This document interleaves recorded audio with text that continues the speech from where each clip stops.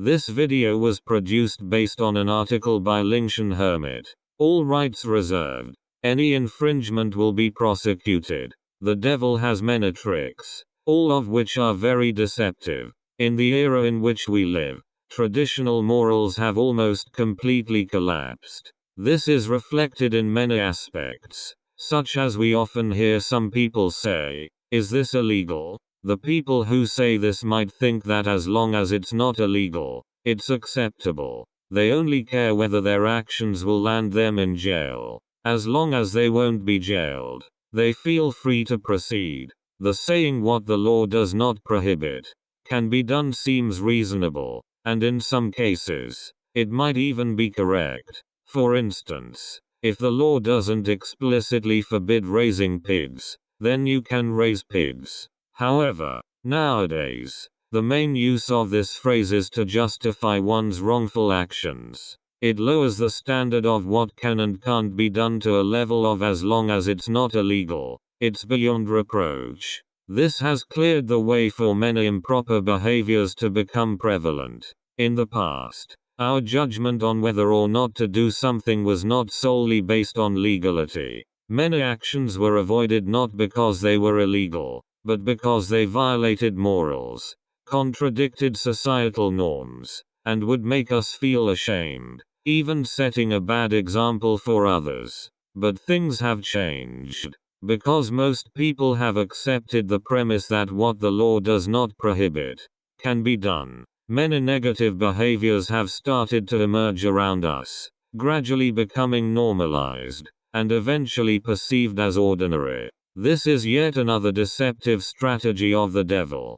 Kant said in his Critique of Practical Reason, "Law is the baseline of morality." Today, many people's behavior is demarcated by not being illegal. Although their actions may not break the law, they have already reached the edge of legality. If an action has already touched the edge of the law, it is obviously not a good one. However, you should know that while what you do may not violate the laws of your region, it could violate the laws of the Dharma realm. The laws of the Dharma realm can be understood as cause and effect. Even though it is now 2020 and most people believe that the world has progressed to a point where it can accept same-sex marriage, I need to remind you that no matter how our world changes, the laws of the Dharma realm have never changed.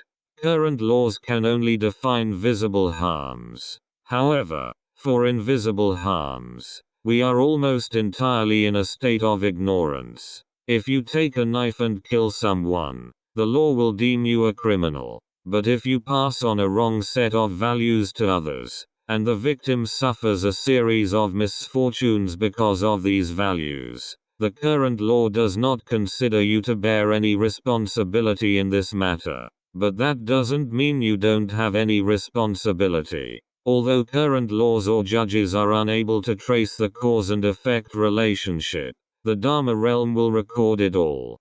Cause and effect is the fairest law and the fairest judge. As Rinpoche Dzongsa Khyent said, karma will never misunderstand you. In recent years, I often see phrases online like "your parents' home is your strong backup and only your parents can love you the most." Such seemingly protective words for women, in truth, are truly harming them.